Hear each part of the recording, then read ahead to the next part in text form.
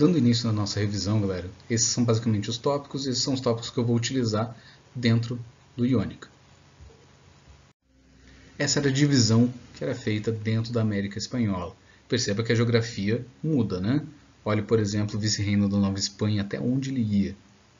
E o Acre ali, que não existe tanto dentro da América Portuguesa. O Brasil é um pouquinho mais larguinho também. Ok? Essa era a classificação social dentro da América Espanhola. Lá em cima tinham os chapetones, que eram os espanhóis. Os criolhos ficavam logo abaixo e tinham um pequeno poder político. Lembra que a gente já falou bastante sobre isso. Os mestiços, os escravos, os nativos, eles ficavam praticamente no mesmo nível. Lógico, os escravos, os nativos escravizados, eles ficavam um pouquinho para baixo, né? Mas os mestiços, eles eram basicamente a população pobre. A independência do México caracteriza bem a questão de pobres e de ricos dentro da sociedade latino-americana. Por quê?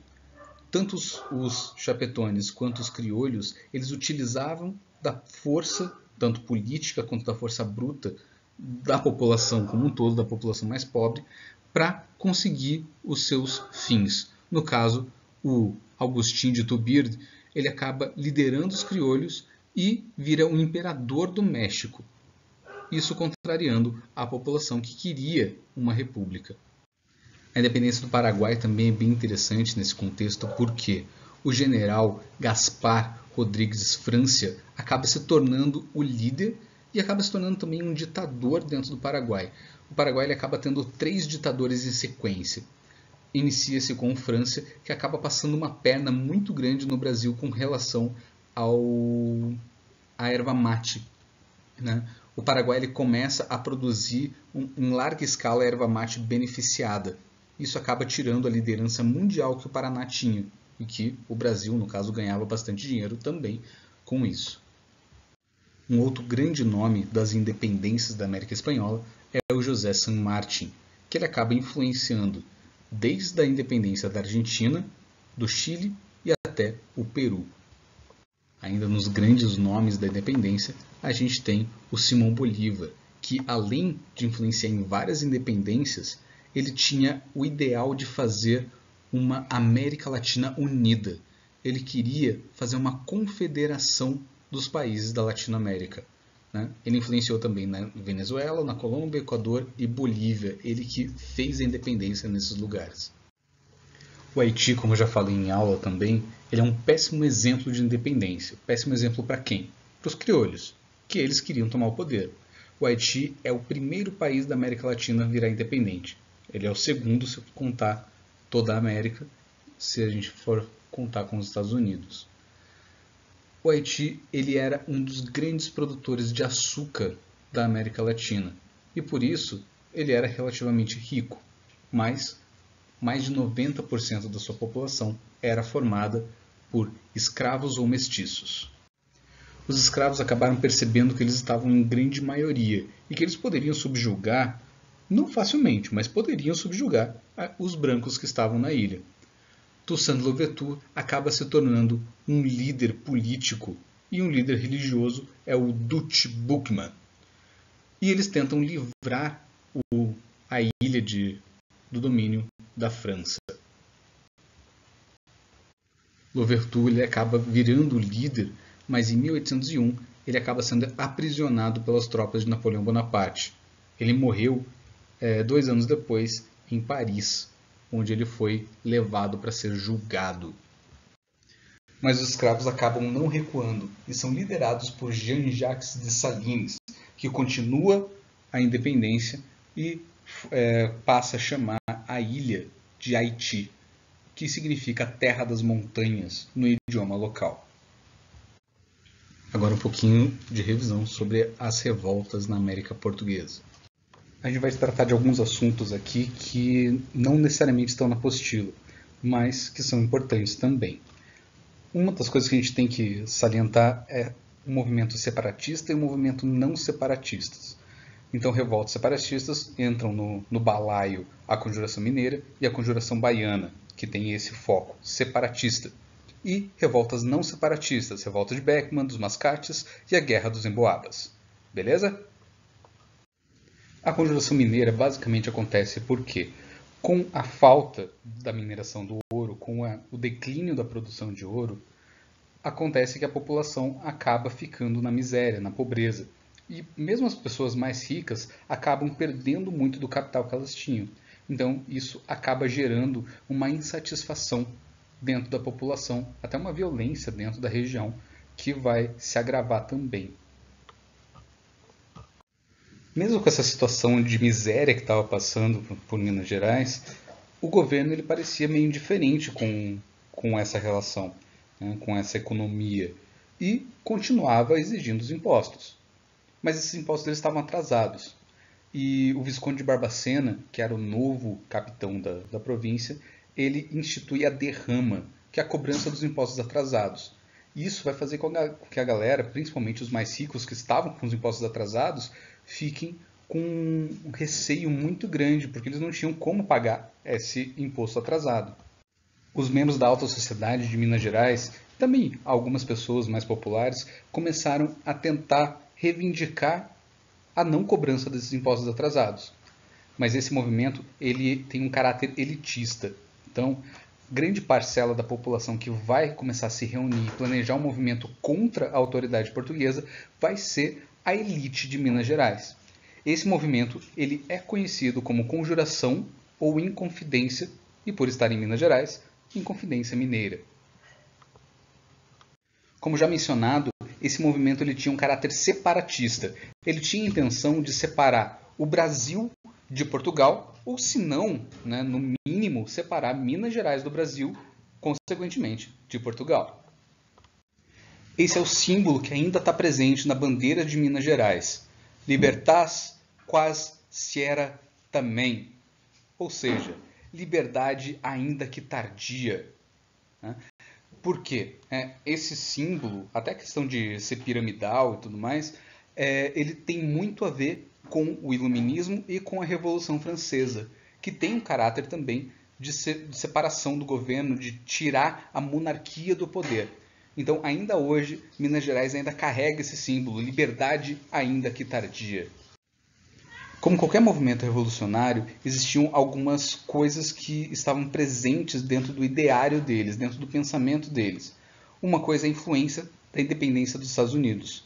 Eles foram completamente influenciados, porque eles romperam com a metrópole. Eles não aceitavam a proibição do funcionamento de manufatura no Brasil. Por quê? No Brasil, até então, tudo que vinha era de Portugal. Não podia ser fabricado nada dentro do Brasil. Tudo tinha que comprar.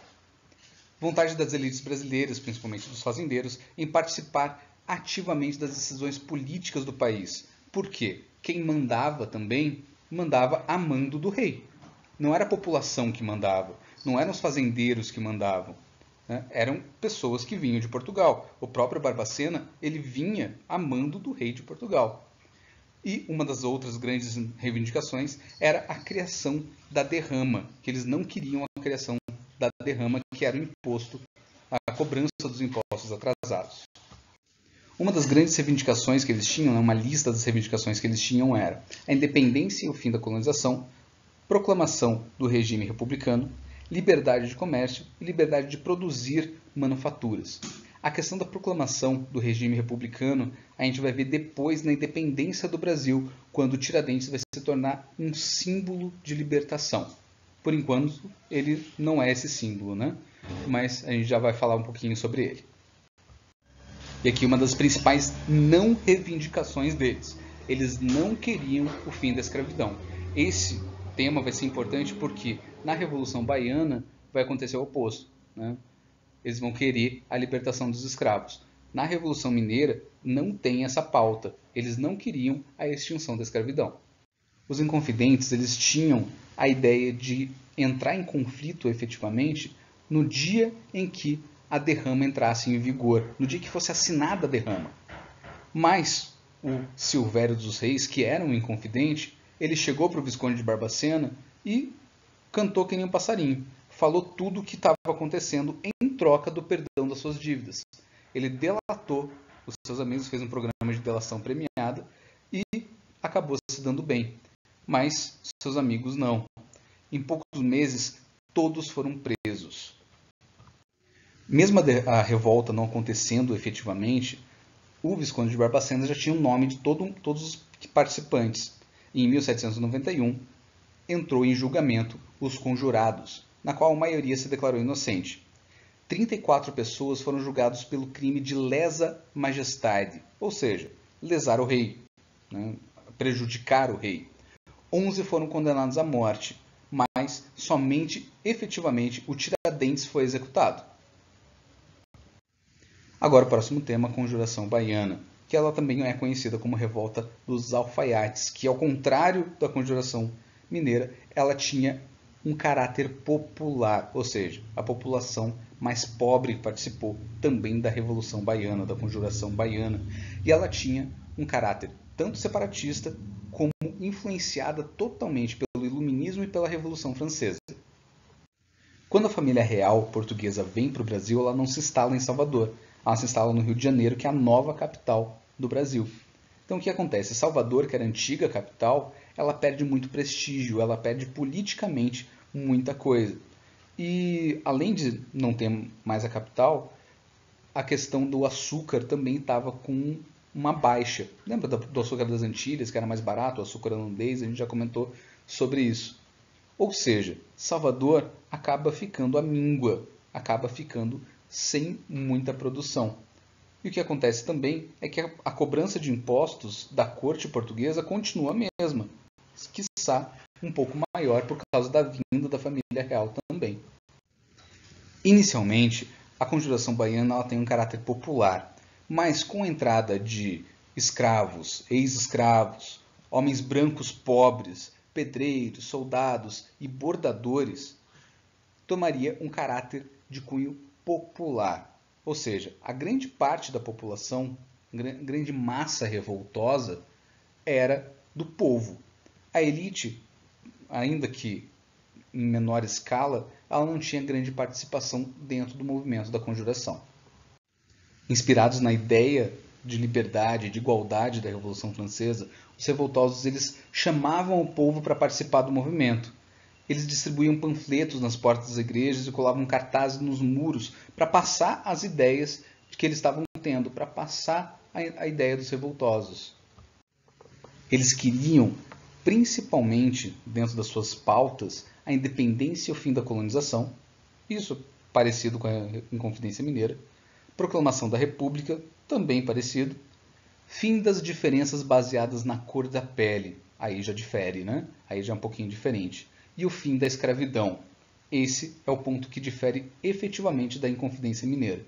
É o que tem o caráter divisório, tanto da participação popular, quanto dos fins das diferenças da cor baseadas na cor de pele e o fim da escravidão. Essas são as principais diferenças entre a Inconfidência Mineira e a Conjuração Baiana.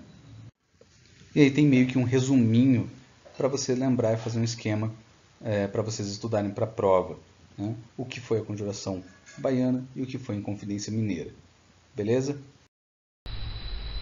Agora iniciamos a Guerra dos Mascates.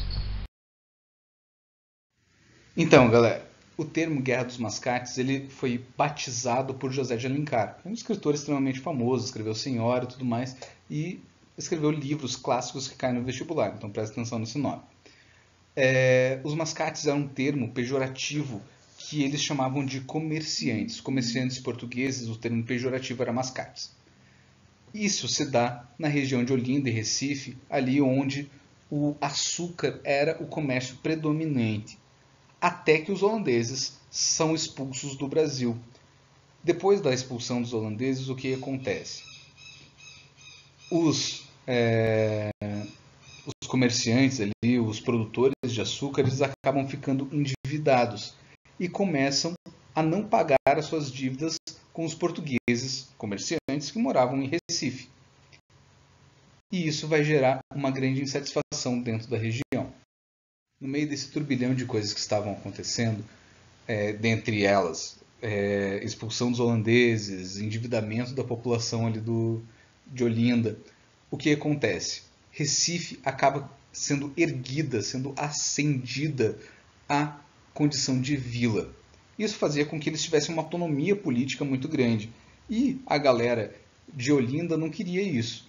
Então eles começam a se mobilizar contra esse movimento e acabam invadindo Recife. O governo português acaba mandando tropas para Recife, tirando a galera de Olinda de lá, e continua, esse conflito acaba durando 3 meses. Olinda continua na condição de vila, Recife continua na condição de vila, vai cada um para um canto e o governo acaba apaziguando toda a situação. A revolta de Beckmann se inicia porque a Companhia de Comércio do Maranhão não estava entregando os produtos que eles tinham se comprometido com a população. Um desses produtos eram 500 escravos por ano, por exemplo. Eles tinham a responsabilidade de comprar os produtos agrícolas e não estavam cumprindo essas normas. Então, um dos irmãos Beckmann foi lá falar com o rei de Portugal para reivindicar melhores condições. E nisso, eles tomaram a cidade de São Luís. O Thomas Beckmann vai para Portugal reclamar com o rei e é preso.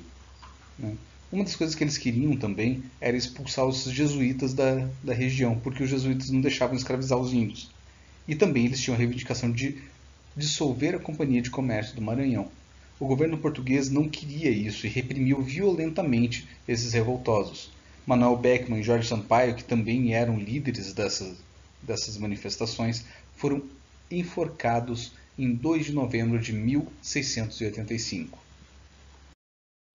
Como as manifestações foram duramente reprimidas, eles acabaram não tendo uma consequência rápida ou uma consequência muito produtiva dentro dessas revoltas. O que aconteceu? A região do Maranhão acabou se tornando uma região pobre e com um comércio bem precário. E aí a tabelinha que eu já tinha passado para vocês com um resuminho das revoltas.